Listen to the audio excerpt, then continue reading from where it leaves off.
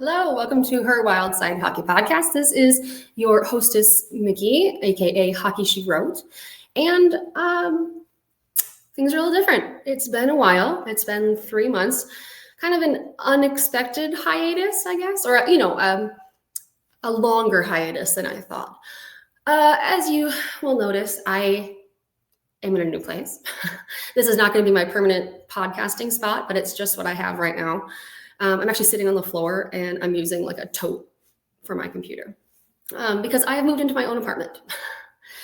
So part of the hiatus was that I have separated from my husband, and so I have been busy kind of rebuilding my life. And while I have been doing that, the Wild have actually been winning. They've played 18 games and they're tied for third in the league right now. At the beginning of the year, it kind of seemed like maybe this was a little fluke, like a little fluky, but it's not. Like they are doing the damn thing. Tonight they play Edmonton Oilers, which will be an interesting game because the Oilers have been meh. So we'll see. It's always fun to watch Brodeen take on Connor McDavid. So I do have a few things that we are going to discuss today. Now, this first one is actually what brought me back to the podcast because I was just so not mad. I was just so heated about this that I have to speak my piece. The other day, the Minnesota Wild, after their game, tossed out stuffed plush walleyes into the crowd from the 3 Stars, right? And did Seattle fans go crazy because throwing fish in general is their thing. Don't think about the catfish that Nashville throws or the squid, the octopus that gets thrown on the ice in Detroit. Nope, this is just Seattle. And here's the thing. Okay, first of all, let me just say, in general in life, I try to look on the positive and I try to spin things in a positive way because that makes you so much happier. Don't you want to be happy in your life? You should want to be happy. So I was like, you need to see this and you should be flattered that your marketing department came up with such a cool idea that other teams see it and want to try it with their own spin on it because Minnesota did put their own spin on it. It is a walleye, which is the Minnesota state fish. It's not like they snuck into Climate Pledge Arena, stole all the plush fish, and then threw them into the Minnesota crowd. No. And people were like, well, why does Minnesota do it? You know what? We're the land of 10,000 lakes. People fish all the time. Fishing is a big thing here, so it's not like we're some landlocked state people won't fish, Anyway, it caused 24 hours of Seattle fans complaining about copycats, like elementary students, and everyone in Minnesota just being like, it's not that big of a deal. Interestingly enough, the video of the Wild players tossing the fish was labeled something about, these are the only stars that matter. And so, of course, the Dallas fans also stuck their nose into this whole debacle because they saw that as a slight to them, which is funny because it's not like they even played the Stars that game. This was a completely different game. But because they used the word star, the Wild live rent-free in Stars fans' heads, unfortunately.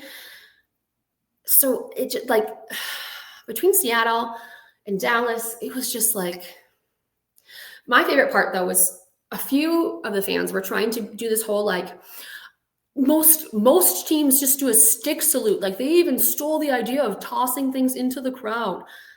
Are you kidding me? Okay, first of all, plenty of teams toss things into the crowd. Not all. Plenty of them do. And Minnesota has done it for a long time. Usually it's pucks. They've also done T-shirts. And 2 years ago at Christmas, the game where Ryan Reeves and Kirill Kaprizov came dressed as Santa and an elf, they had a whole bag of like mini sticks and pucks, and they threw them out to all the kids in the crowd. Like, throwing stuff is not a new thing. But, if you want to try and claim that technique is yours, good luck. There are a few important players around the league that are out right now. The big one is Ovechkin. He is out with a lower body injury. Of course, he's chasing Wayne Gretzky's most goals record. But also Auston Matthews has been out. And then yesterday, so we had this whole kind of like 24 hours of very strange hockey news and very strange goings on. We found out that Auston Matthews is in Germany getting a second opinion. Apparently, he had to go all the way to Europe to get a second opinion.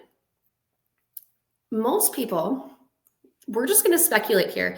And you know what? It's all in fun, right? We're speculating in fun. When Auston Matthews comes back with a hairline that's been lowered a few inches, everyone just tell him he looks good, okay? Don't mention it. Don't talk about his trip. Don't ask how he's doing. Like, just tell him he looks good and move on. Although I do wonder, so another big Maple Leafs story from a few weeks ago was Tavares' amulet. And like, why didn't he just get one for Auston?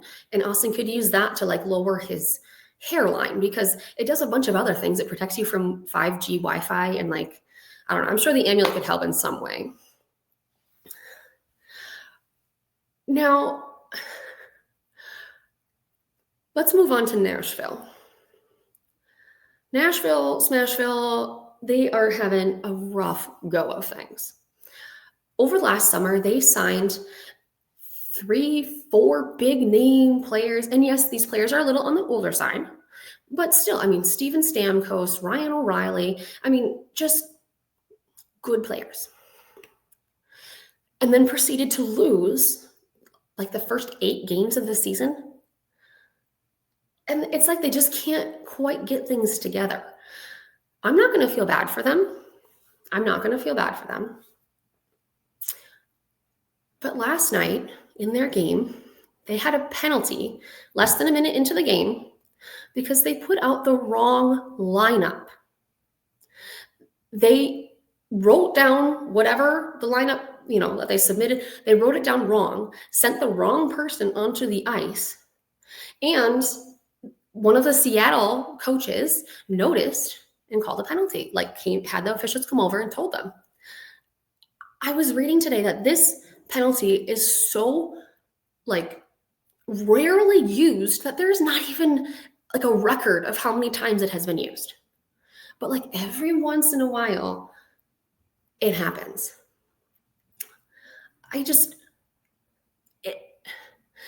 It's one of those bench minors that I just don't quite understand. Too many men, okay, I get it. Like, hockey players have a hard time counting. Sometimes they go over the boards at the wrong time. Whatever, I understand. The wrong lineup? Like, my dude, you only have to remember 6 players, 5 and a goalie to put on the ice. You really forgot which one? I don't know. But so Nashville's problems just keep piling up. I mean, we've suggested that perhaps they go to watch a U2 concert this time. And maybe that will kind of reverse the trend. Who knows? Not my deal. And now the biggest Minnesota Wild news. So a couple games ago, Matt Zuccarello is in front of the net. Brock Faber takes a slap shot, hits him in the torso. Zuccarello doubles over and can't even stand up, skates, goes off the ice, does not come back. Now, everyone was speculating, what could possibly happen? Especially because the next day they announced that he had surgery that night, successful surgery, and he will be out for a few weeks. Now, of course, everyone is making jokes. They're like, I bet it hit him in the balls. And I bet it ruptured. And we're all like, oh my God, can you even imagine? That would be so terrible. Okay, well, guess what? We found out yesterday from Marcus Foligno, of course, that is exactly what happened. Everyone's favorite Mama Moose, loves the gossip. He, in a radio interview, now hold on, let me pull up the exact quote, because like Marcus, he said, "We thought he was going to lose one nut, but it actually survived and he's got them both still." Foligno said, "Poor guy got hit where the sun don't shine and it ruptured his testicle. He can't even lift anything." And then said that his jock strap had a massive dent in it and that it was hilarious. It's funny now that he's okay. Do you think Foligno was supposed to talk about that? Like, do you think, is Zuki going to be mad that this has now all been confirmed, or will he not care? I don't know. I can't read him on that. I mean, not that we're ever going to know. I also wonder, how do you think Brock Faber apologized for that? Because, I mean, of course it was poor Faber, like the most innocent, like caring guy on the team. I just know that he feels awful. I mean, anyone would, but I feel like Faber would feel like 3 times as awful as anybody else. So I would love to know, like, what is he doing to like try and apologize and say he's sorry? I don't even know, like, what can you even do in that situation? Because that's like, man, that's tough. Now I'm going to move on a little bit here and just say that I have been to 4 WoW games so far this year, and they have been so much fun. And one of my favorite things that has been happening is meeting some of my online friends. So I know most of you follow me on Twitter. If you ever see that I'm going to a game and you are also at the game, message me and I would love to meet up with you. It's really fun, especially because then I can put a name and a face to an account, because sometimes it's kind of like, I know your name isn't Dorky Doodoo and that you don't actually look like SpongeBob, your profile picture. So it's really fun to be able to just actually meet people. And I've met quite a few now. I'm trying to think, a good 5, 6 at least this year. So let me know. This pod's a little on the short side. I'm just going to roll with it because you know what? I'm just glad I got something out there. So if there is anything that you would like me to talk about or discuss or anything else, please let me know. You can message me again on Twitter, comment, whatever, and I will discuss. All right, until next time, enjoy. Let's watch the wild keep rolling. All right, I'll see you later.